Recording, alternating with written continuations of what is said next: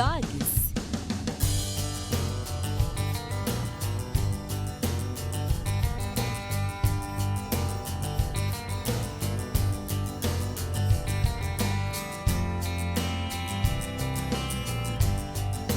Dogs.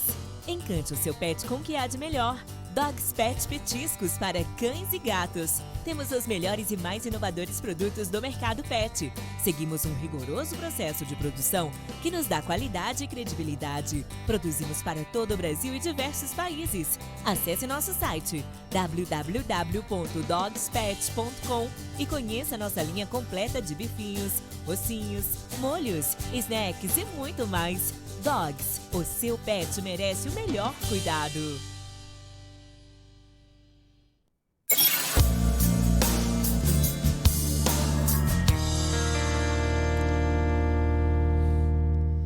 Olá, cá estamos com mais uma edição do programa Falando do Evangelho.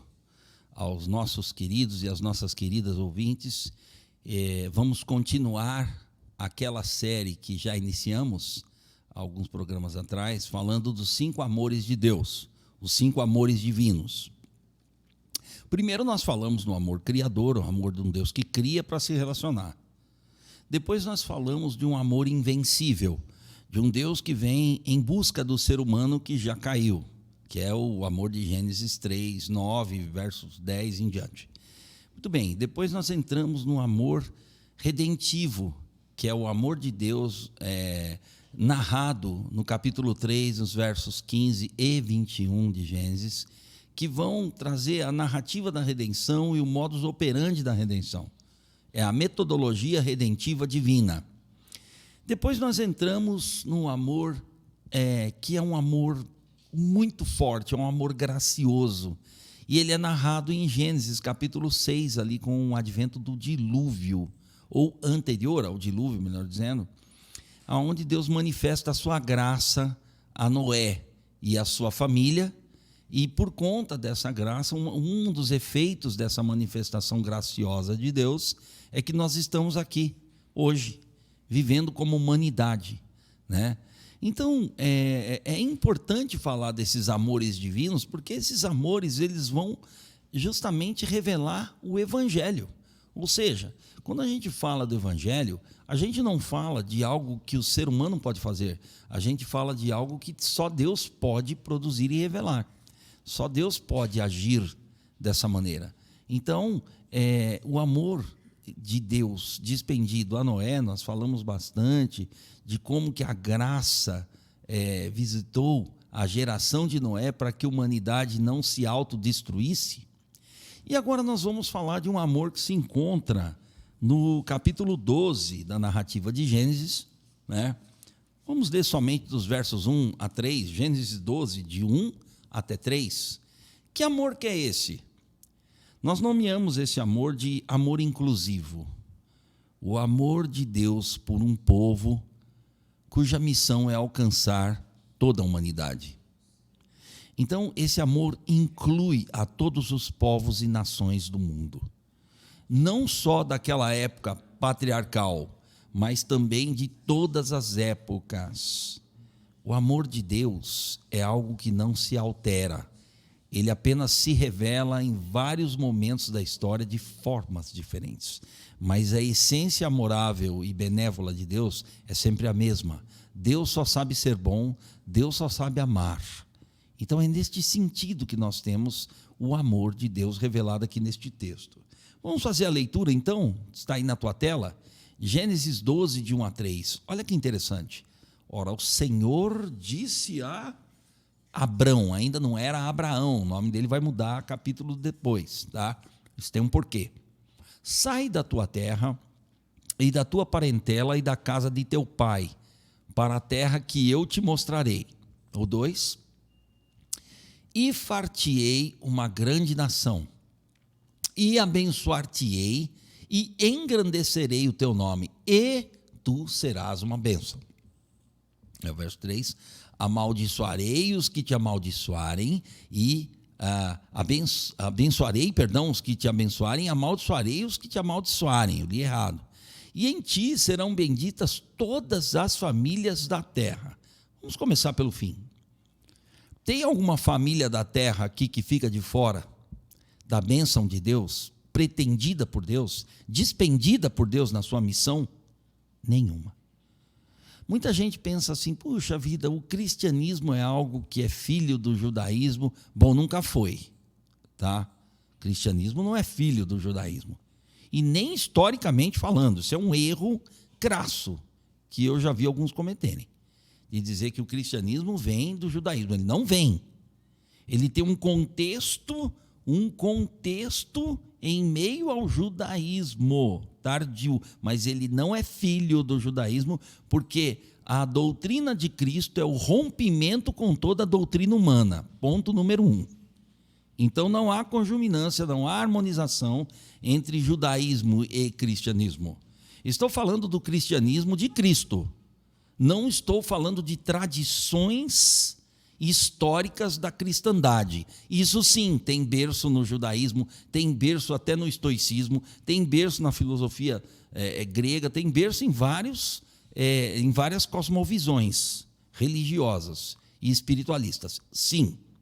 Mas nós estamos falando de Cristo, da doutrina de Cristo, lá em Atos 2, 42. Não tem nada a ver com isso.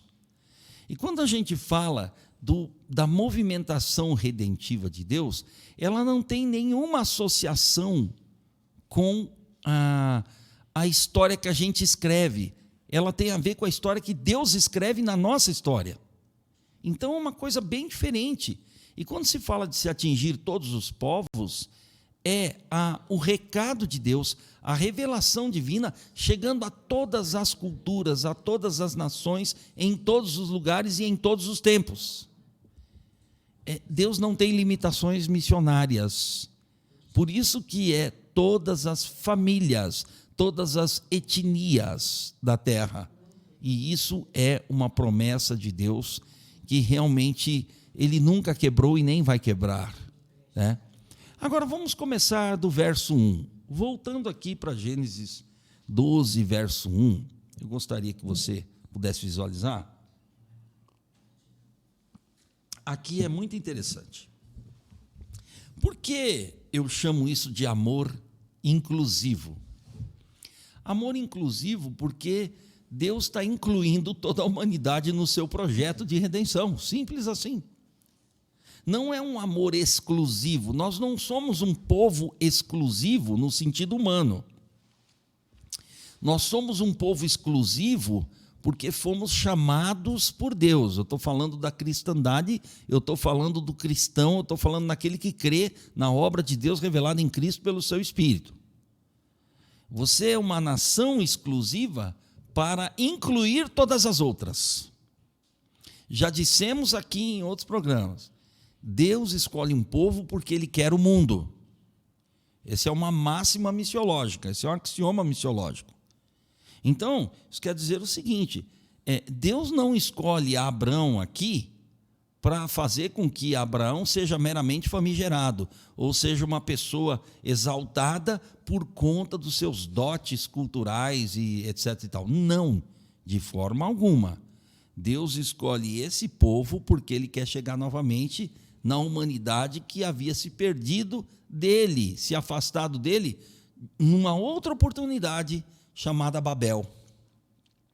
Aqui já é pós-diluviano, aqui o mundo já foi salvo pela graça de Deus, o amor gracioso de Deus fez com que a raça humana, ou a família humana sobrevivesse no planeta Terra.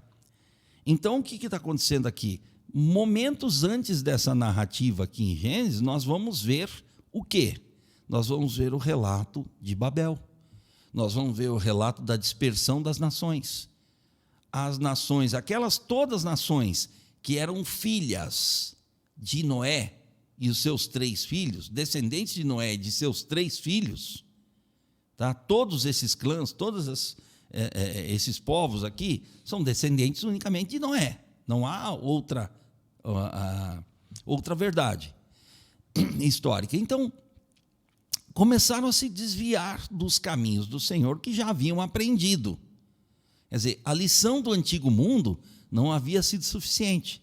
O amor gracioso ainda não havia, infelizmente, notificado totalmente a humanidade para não fugir de Deus novamente, pois era o que estava acontecendo, justamente isso. A humanidade estava em rota de fuga novamente.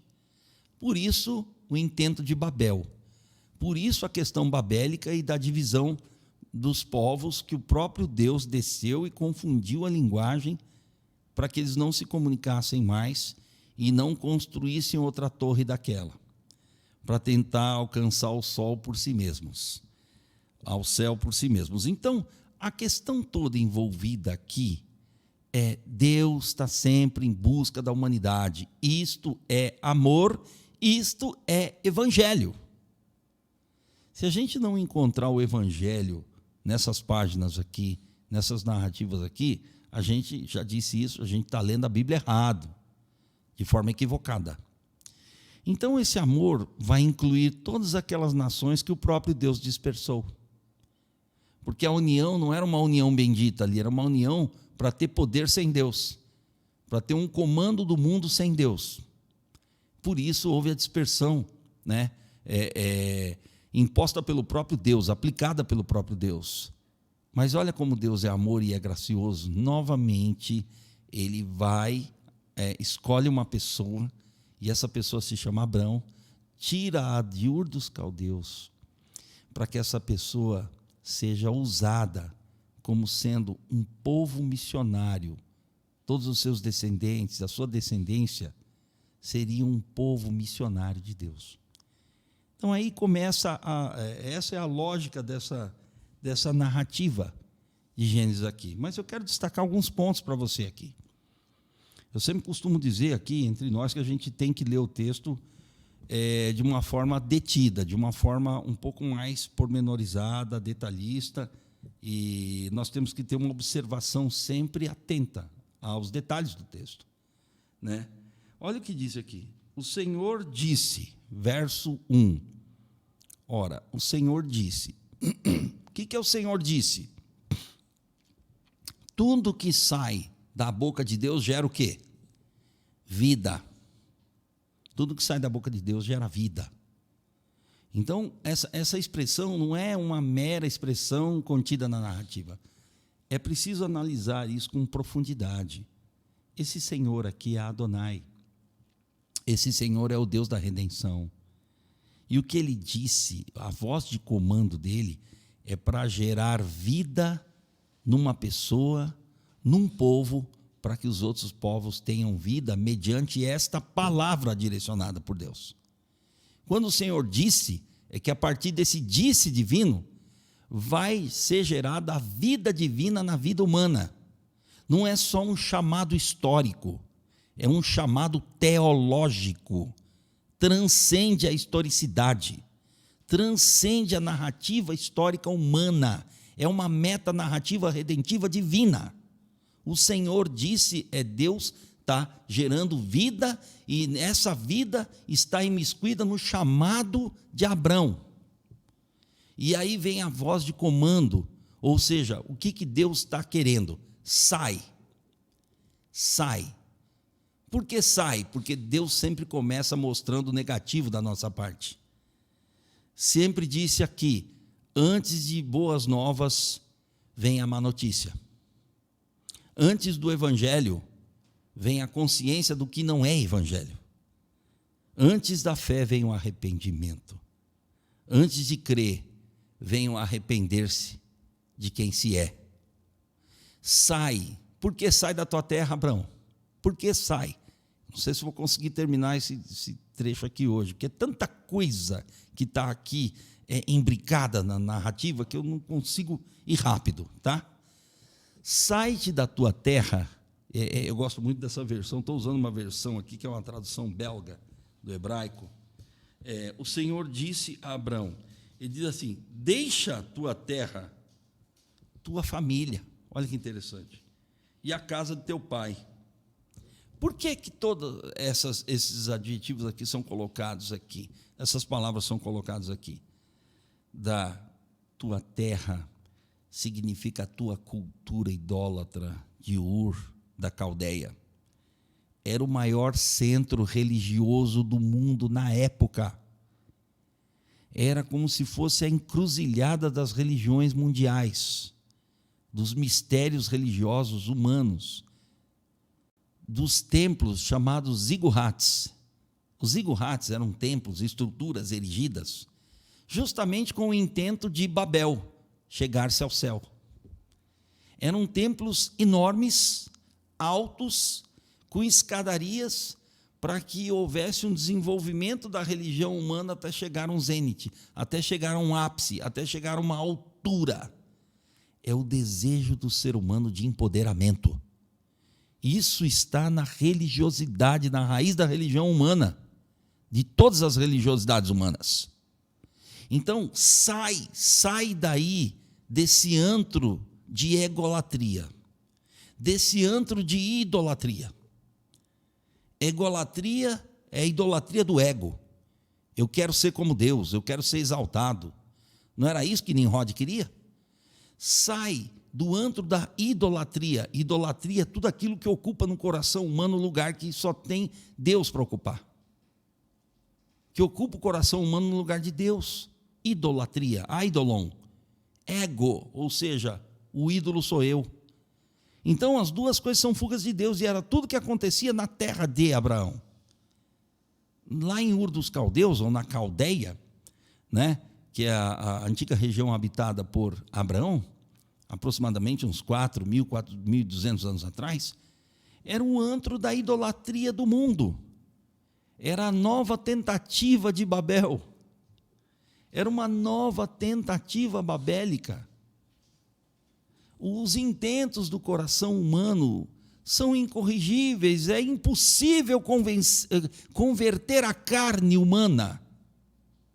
Só é possível converter o ser humano através da ação espiritual, para que a carne seja santificada todos os dias da nossa vida. E aqui o desejo do empoderamento, o autoempoderamento humano.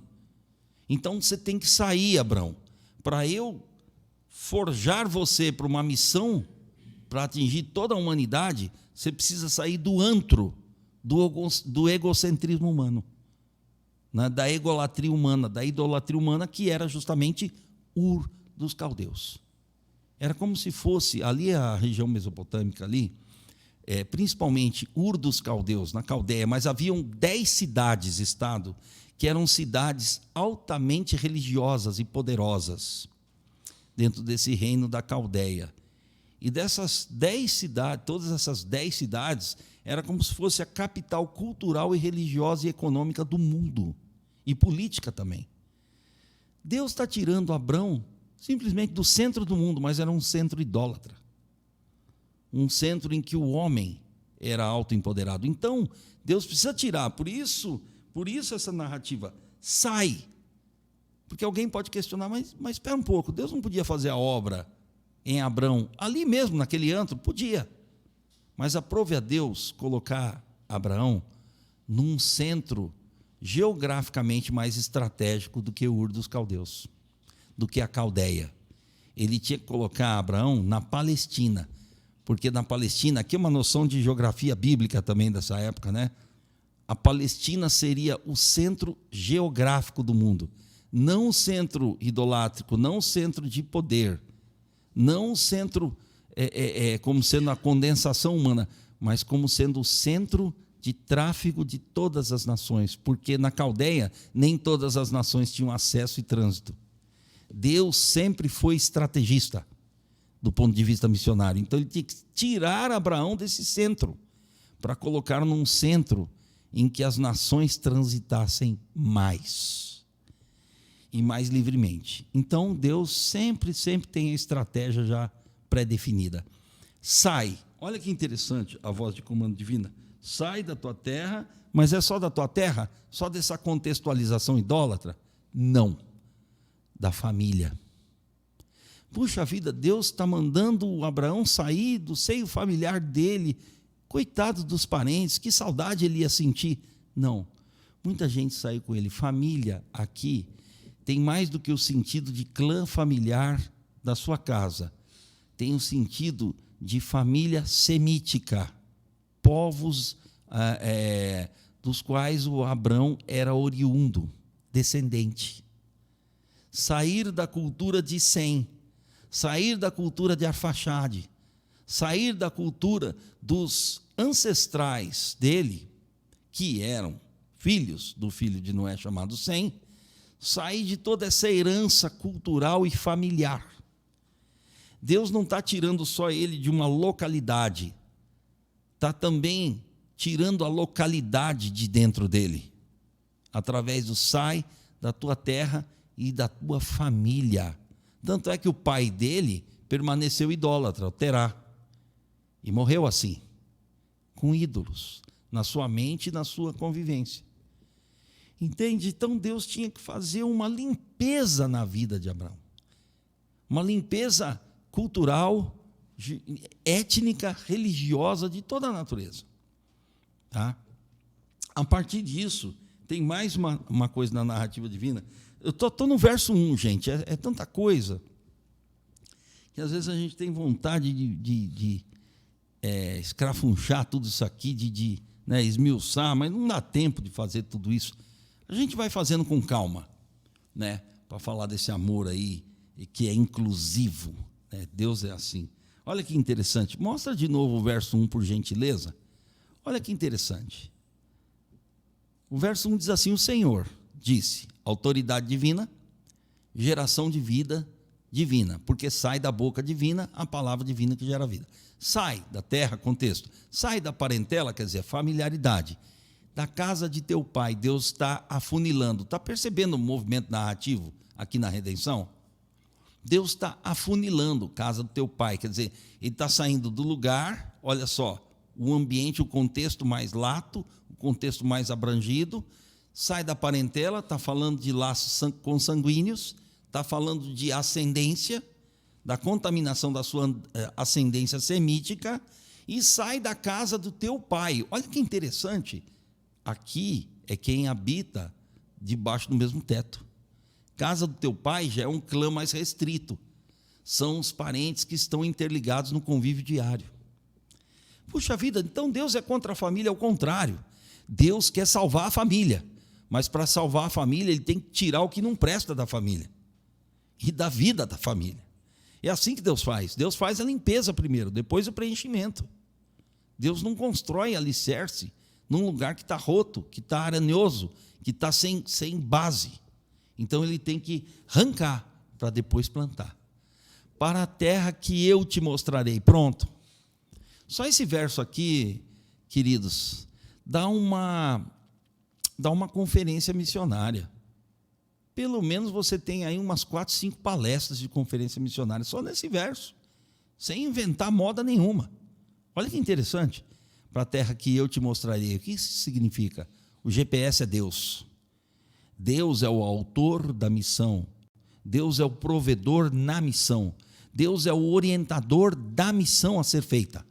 Eu vou mostrar para você. Deus não falou para Abraão que ele ia transferi-lo para a Palestina, que ele ia subir nas margens de Tigre e Eufrates, no sentido norte do Iraque moderno, chegando até a região da Síria odierna, hoje a Síria, aquele território de Padã Arã, onde Abraão ficou, é a Síria, atual território sírio. Dali que ele rumaria para o sul da Palestina, que hoje é o Estado de Israel, passando pela região Síria, Líbano e atual Estado de Israel. Ou seja, que era chamado de Palestina na época. Então, Deus tinha a estratégia perfeita. Primeiro tirar ele do olho do furacão e mandar ele para uma terra onde ele seria testemunha do Senhor para todas as nações que transitavam por lá. Olha que interessante, eu vou mostrar para você. Mas por que ele não deu um mapa para o Abraão inicialmente? Está aqui um mapa. Você sai daqui de Ur, você vai subindo aqui, depois você vai chegar lá em Padã Arã. Não, Deus foi mostrando diariamente. Deus era o guia de Abraão. Deus é aquele que iria conduzindo Abraão. Abraão era errante nas mãos de Deus, era peregrino nas mãos do Senhor. É uma coisa que a gente para pensar pouco aqui. Ele não deu um mapa para o Abraão. um mapa missionário. Ó, é essa região que você vai. Por que Deus fez isso? Porque Deus é um Deus de relacionamento. E Deus gosta da dependência humana dele, em relação a ele. Porque Deus queria ver Abraão dependendo dele, se relacionando com ele. E Deus tracejou esse terreno. Ele poderia fazer isso de uma forma mais retilínea. Porque, vamos pegar os estados modernos. Tem hoje Iraque, tem a Jordânia, Israel. Ou seja, ele poderia fazer uma linha reta, sair de Ur, que é mais ou menos perto da região Bagdá hoje, capital de Iraque, e chega até aproximadamente Jerusalém ali, pronto. Ou Salém, né, como era na época, Salém, ou Shalom, daí vem a palavra paz, Shalom, no hebraico. Mas sai, vai numa linha reta. Não, ele fez Abraão fazer assim, ó, o vértice. Subir para depois descer. Por que Deus fez isso? Porque ele tinha um propósito. Se Abraão subisse a região norte e visitasse aquela região ali, Síria, estaria o testemunho de Deus se expandindo não só para aquela região, mas para a região de Hati, que hoje é o território turco, Turquia. Então, essa trajetória de Abraão, ela é uma trajetória missionária.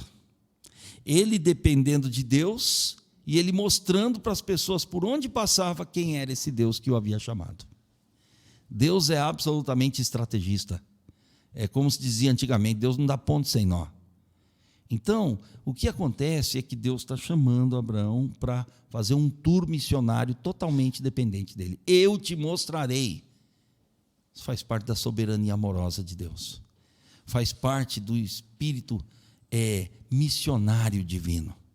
Ou seja, Deus está conduzindo para que ele dependa de Deus para ser forjado e preparado como um missionário de Deus. Gente, só nesse verso 1 tem uma riqueza absurda. Vou tentar no programa de hoje chegar até o verso 3. Creio que conseguirei. Se não conseguir, a gente na outra finaliza. Esse amor inclusivo de Deus, porque cabe todo mundo. Vamos na frente aqui, o verso 2. Olha que interessante.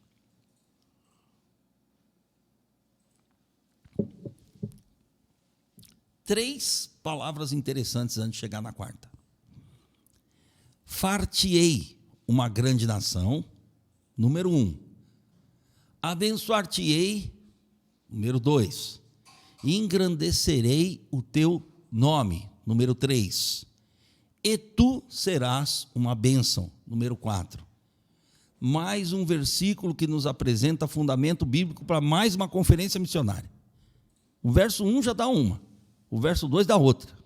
Vários dias. Até aí nós temos mais de uma semana, ou quase uma semana missionária. Não é possível. Maurício, você está inventando? Não estou inventando, a gente acabou de ler, está aqui na Bíblia. É só a gente se deter na profundidade do texto. Uma coisa que me ensinaram há muitos anos atrás, um grande mestre que eu tive, é o seguinte: não adianta você abranger muita coisa da Bíblia e ficar sempre na rasidão. Às vezes é preferível você ficar num texto e ter maior profundidade, cavar mais naquele poço artesiano. Por quê? Porque dali vai sair muita água viva. Às vezes as pessoas têm muita pressa de ler a Bíblia. Eu já falei isso aqui. Às vezes a gente se torna repetitivo, mas é intencional. Por quê? Porque a gente tem que ler a Bíblia com observação. Pedir a Deus que haja revelação daquilo que estamos lendo. Far-te-ei. Todos esses verbos são ações divinas. Abraão não faz nada para ser testemunha de Deus. Deus faz nele e através dele. Já reparou essa dinâmica da graça? Pois é assim que Deus age. Deus é o capacitador para a obra que ele mesmo suscita, que ele mesmo chama, para a qual ele mesmo chama. Ele é aquele que capacita. Quando diz assim, far-te-ei, eu tive a curiosidade, eu sou um pouco aficionado no hebraico, e eu estava vendo aqui, né, essa Bíblia aqui, ela é muito interessante, que essa versão aqui, porque ela tem uma linguagem muito parecida com o hebraico. Far-te-ei é uma obra, a palavra hebraica é assá. Assá, não tem nada a ver com bolo, tá? Assá. É uma ação de Deus completa. É como se Deus estivesse dizendo assim para Abraão: eu vou fazer uma obra completa em você, Abraão. E eu não vou fazer uma meia obra com você. Eu não vou fazer uma obra com você 90%. Eu vou fazer uma obra completa com você. É esse sentido a palavra assá, que é obra completa, com um propósito completo, ou seja, uma obra integral. Deus não vai fazer uma obra para ficar pela metade. Nada que Deus faz fica pela metade.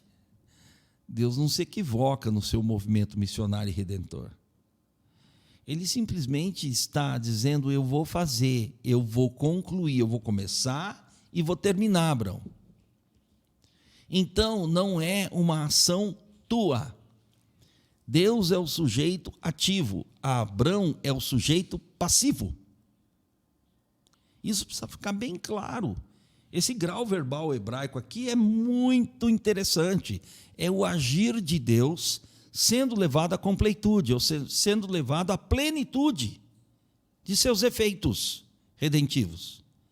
Não é uma mera ação, vou fazer, tá, Abraão? Pode deixar. Não, é muito mais que isso. Se ele deu palavra, disse Deus a Abraão, esse mesmo Deus que disse e gerou vida, portanto, no chamado de Abraão, é o Deus que vai cumprir o chamado de Abraão. Abraão não vai cumprir nada, é só Deus que vai fazer. Todas as vezes que a gente olha nas Escrituras Deus dizendo que vai fazer alguma coisa, e a gente quer dividir a gestão com Ele, e fazer uma mescla de gestão humana divina, nunca dá certo. Porque aí o que impera não é a graça, não é o agir redentivo de Deus. Aí o destaque fica meio a meio. Deus faz a parte dele, você faz a sua. Que parte que é a nossa? A nossa parte é depender, e a parte mais difícil para nós é essa: depender de Deus. Abraão, eu vou fazer, far-te-ei.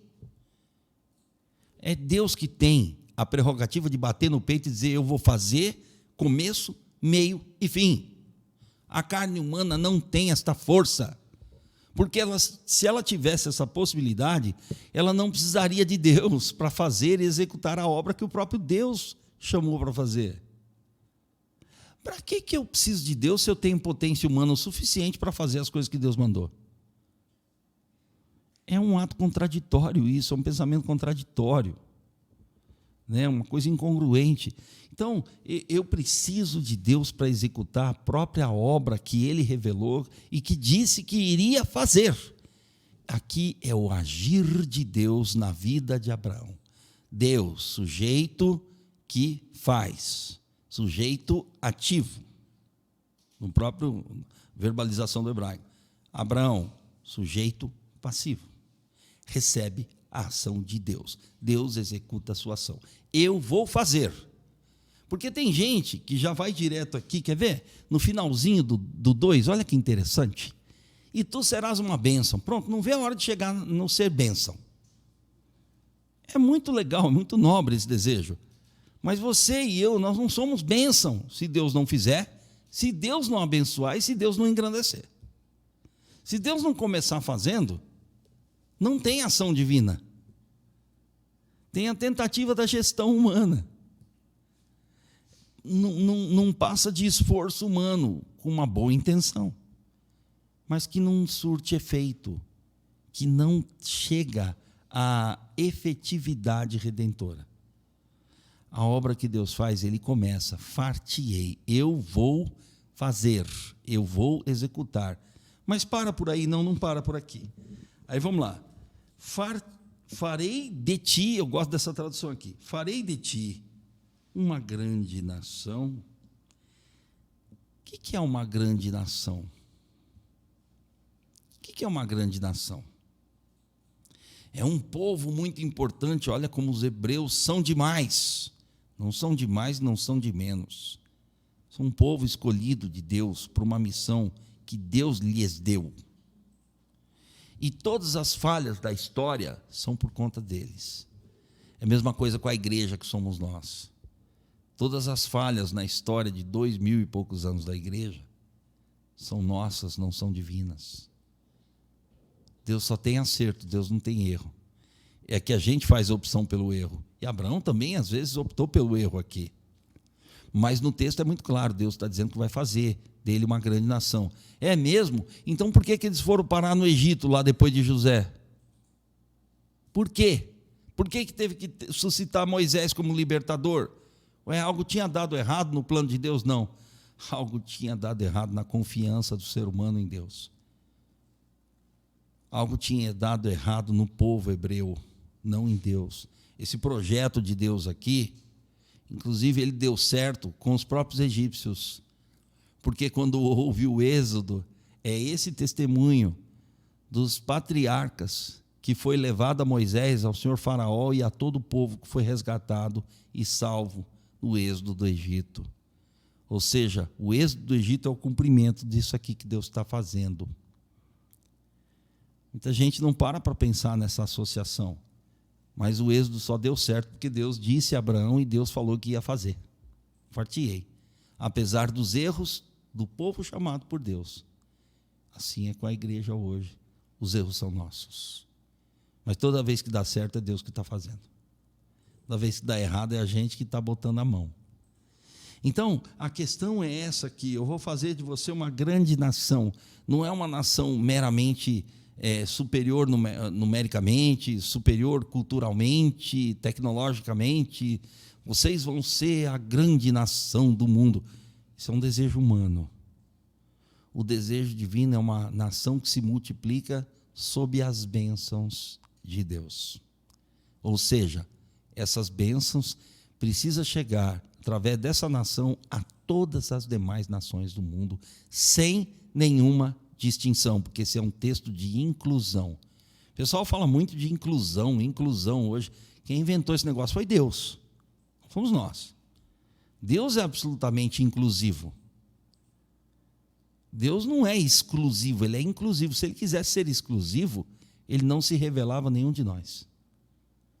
Ele se bastaria na sua própria santidade, não convidaria ninguém para o relacionamento com ele. Por isso, Deus é um relacional. Deus é uma pessoa que ama e quer se relacionar. Por isso, ele é absolutamente inclusivo no seu movimento redentivo. Não há para onde correr disso. Onde é que está o evangelho aqui, Maurício? Totalmente estampado nessas narrativas. Totalmente vociferado aqui, revelado aqui, nessas narrativas. Olha que interessante, grande nação, né? Uma grande nação, que é uma nação que fala dos grandes propósitos de Deus, tá? Que nem diz lá no Salmo 145. Uma geração vai dizer dos feitos de Deus a outra geração.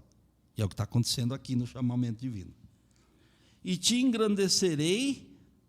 Como é que está na tradução aí? De Almeida? Eu te engrandecerei. Está aqui. E agora? Aí nós temos um outro verbo hebraico. Te engrandecerei significa o quê? Na nossa tradução, geralmente, vem abençoar-te-ei e engrandecerei. Só que no hebraico vem o engrandecerei primeiro. O engrandecer aqui, como está traduzido nessa Bíblia belga aqui, eu te abençoarei, é no sentido de dizer que eu vou pegar o seu nome, a sua descendência, e vou contemplá-la. Eu vou ter prazer nela. Assim como ele teve no seu Filho amado Jesus Cristo. Assim como ele tem na sua igreja, que é a sua noiva, que somos nós, cristãos, que cremos em Cristo, na pessoa e obra de Cristo. Eu te abençoarei. Palavra barar. Eu vou, eu vou assim, sondar você, eu vou exaltar você, eu vou colocar você em evidência, Abraão. A minha presença vai colocar você em evidência, e isto será louvável. É por isso que o verso 3 está dessa forma, ou seja, dizendo assim: eu vou abençoar os que te abençoarem, amaldiçoar os que te amaldiçoarem. Não quer dizer uma pirraça divina, cósmica, redentiva, não. Isso quer dizer o seguinte: não é um capricho divino, quer dizer que quem estiver sob esta bênção, que é a bênção divina, será abençoado por Deus. E o que é a maldição? A maldição é a não bênção. A maldição é não participar desta bênção chamada redenção para todas as nações. É simples, como é o Evangelho. Mas tem gente que complica as coisas, né? Tem gente que consegue dar um nó em pingo d'água. Pega o texto bíblico aqui, faz um malabarismo e complica tudo. Gente, é simples. O que Deus quer é muito simples.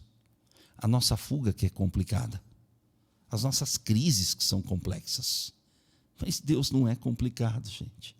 Deus tira toda a nossa complexidade, todas as nossas doenças de alma, todas as nossas vãs pretensões humanas, ou divino-humanas, né? Então, a questão é essa,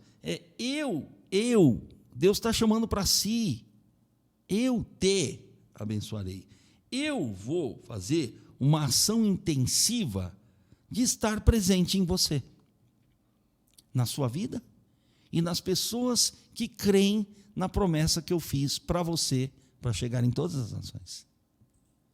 Está vendo por que é amor inclusivo? Porque Deus não quer deixar ninguém de fora. Deus não quer ninguém na porta de fora da salvação. Deus não quer ninguém fora do seu aprisco pastoral. Essa é uma questão que a gente para pensar e fala: não é possível. Como é que a humanidade quer viver sem Deus? Porque a humanidade quer ser Deus. Cada ser humano quer ser o seu pequeno Deus. Essa é a questão envolvida na redenção. Este é o drama da redenção, essa é a tensão redentiva divina. Vamos um pouco mais aqui, que o horário está correndo. E aqui eu vejo uma coisa muito interessante. Te abençoarei e exaltarei o quê? Ou engrandecerei, né? O teu nome. Na minha está: exaltarei o teu nome, o que quer dizer a mesma coisa do que está nessa tradução. Quer dizer, eu vou tornar você notório, Abraão. Mas por quê? Porque você é legal? Não. Pelo que eu vou fazer através de você. Em você e através de você, para que as pessoas saibam quem eu sou, não quem você é. Por isso, é uma coisa interessante aqui. Todas as ações são divinas. Então, se Deus te enaltece, é para Ele mostrar para alguém quem Ele é, não quem você é.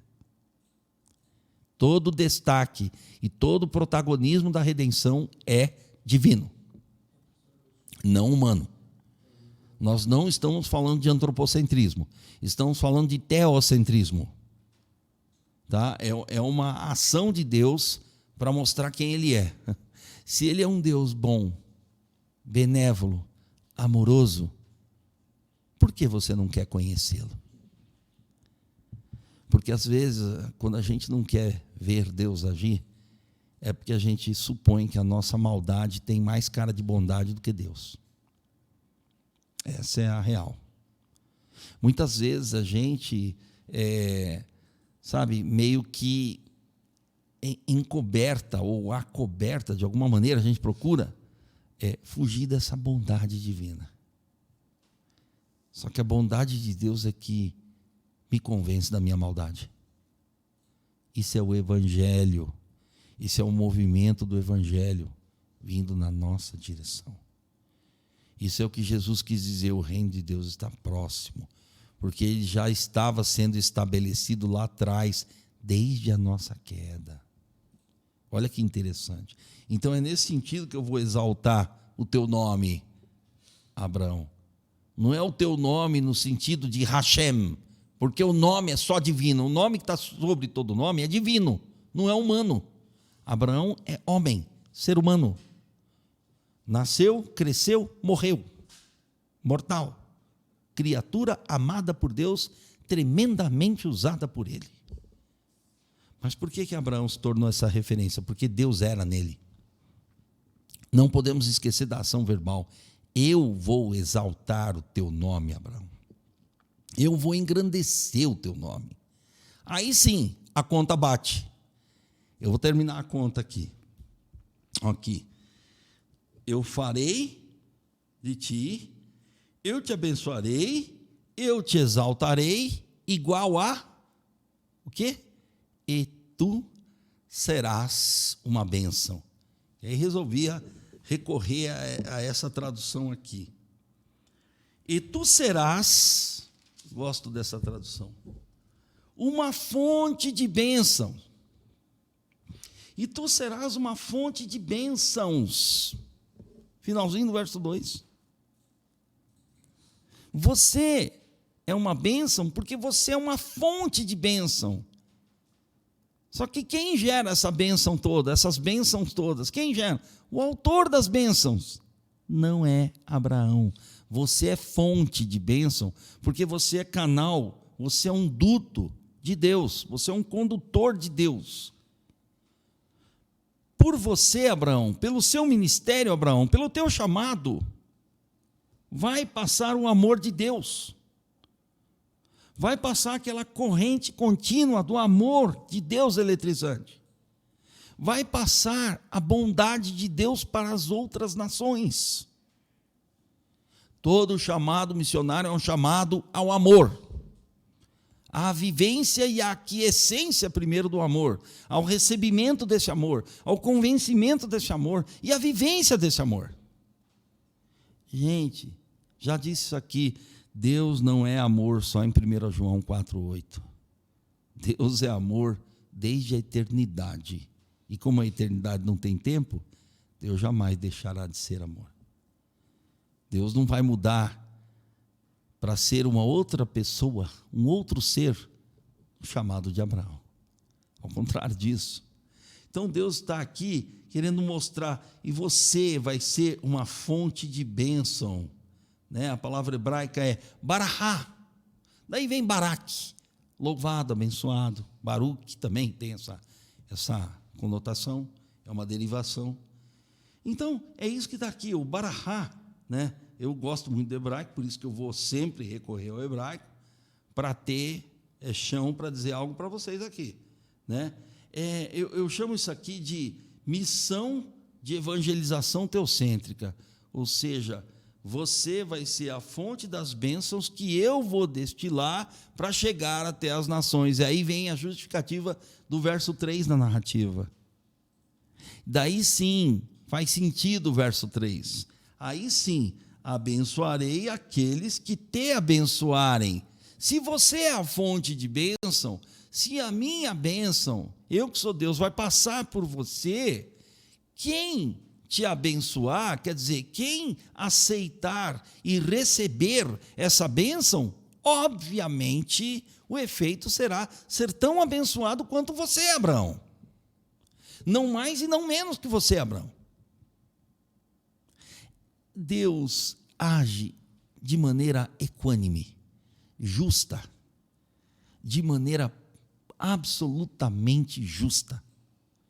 Então, Abraão, você está sendo fonte de bênção, então você é só um canal, você é só um duto, Através de você e do que eu estou fazendo com você, eu vou chegar no outro para quem você vai testemunhar. Por isso que abençoarei os que quiserem receber a mesma bênção que você está recebendo, que sou eu. Entende como o protagonismo missionário é todo divino e jamais humano? O ser humano é um canal usado por Deus para o atingimento dos seus propósitos. É isso. Mas por que tem a contrariedade aqui? Olha que interessante. E amaldiçoarei aqueles que te amaldiçoarem. Por quê? Então Deus é bom e ruim ao mesmo tempo? Não. Deus é sempre bom. Mas por que amaldiçoarei?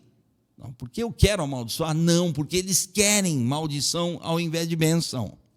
Como aconteceu com Israel diversas vezes ao longo da sua história. Como aconteceu com a igreja institucional diversas vezes ao longo da sua história. Então, o que nós temos aqui é Deus colocando a vida e a morte. Está aqui, a vida sou eu, a bênção é minha, eu sou o doador, o originador da bênção. E fora da minha bênção, o que existe? Maldição. O que é a maldição, gente? Maldição é o pecado. Maldição é queda. Maldição é querer viver sem Deus. Deus não vai induzir, do ponto de vista humano que a gente entende, as pessoas a querê-lo. Deus vai convencer através da sua bondade, e essa é a metodologia divina, através da sua bondade, mostrar o quanto a gente tem maldade. Estar sob maldição divina é querer ser bom sem Deus, sem a bondade divina. É querer achar que a minha bondade é suficiente e que eu não preciso da bondade divina. Isto é maldição. É uma condição de amaldiçoado, é a condição de quem quer ser abençoado por si mesmo. Ou quem quer se ver abençoado em si mesmo, sem Deus. Qualquer vida sem Deus é amaldiçoada. Apesar de ser amada por Deus, é uma vida que está sob a maldição. É o que a narrativa nos diz. Mas Deus está amaldiçoando? Não, na verdade, o jogo de palavras aqui precisa ser muito bem entendido, das expressões hebraicas aqui. É que Deus não quer abençoar. Ele está dizendo isso num tom forte, uma narrativa forte, justamente para que as pessoas não queiram ser amaldiçoadas. Que as pessoas não vivam sob a maldição divina. O que é a maldição? A maldição é que Deus vai descarregar toda a sua ira pelo nosso pecado no Filho dele lá na cruz. E por isso que a cruz é a solução para a maldição humana. Só que a cruz já está sendo pregada aqui. Historicamente já está sendo pregada na história da redenção. A história da redenção está se desvendando. O novelo está se desenvolvendo, a história da redenção está ficando cada vez mais clara, até chegar ao momento do Calvário, onde Jesus vai dizer assim: está consumado. Sabe o que é isso? Tudo aquilo que o Senhor disse a Abraão aqui foi cumprido. Então é ali que a cruz e o crucificado se fazem maldição no lugar de toda a humanidade que Deus só quer abençoar. Então vamos entender isso aqui. Tem mais coisa para falar, mas o tempo aqui já está cruel. A gente tem um tempo certo e a gente precisa respeitar isso aqui, porque assim, sempre vai voltar. Mas tem alguns resquícios daqui que ainda a gente vai trazer no próximo programa para a gente complementar isso aqui. Só queria dizer o seguinte: Deus só tem uma missão, e o nome dessa missão é salvação. Que você e eu possamos crer e nos entregar a essa obra redentiva de Deus, realizada em toda a história da humanidade, desde os seus princípios, culminando na pessoa e na obra do Senhor Jesus Cristo, e agora só esperando a sua volta para que toda a consumação redentiva de Deus aconteça. Então que Deus, esse Deus do qual nós falamos durante esse programa, em todos os programas temos falado, que Ele seja propício a você e que Ele esteja presente, abençoando a sua vida, a sua família e o seu ministério em Cristo Jesus. E até o próximo programa.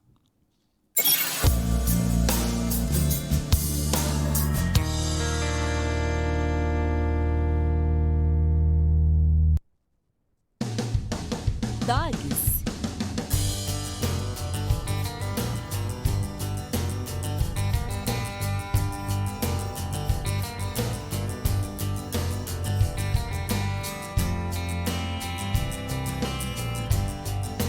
Dogs. Encante o seu pet com o que há de melhor. Dogs Pet Petiscos para cães e gatos. Temos os melhores e mais inovadores produtos do mercado pet. Seguimos um rigoroso processo de produção que nos dá qualidade e credibilidade. Produzimos para todo o Brasil e diversos países. Acesse nosso site www.dogspet.com e conheça nossa linha completa de bifinhos, ossinhos, molhos, snacks e muito mais. Dogs, o seu pet merece o melhor cuidado.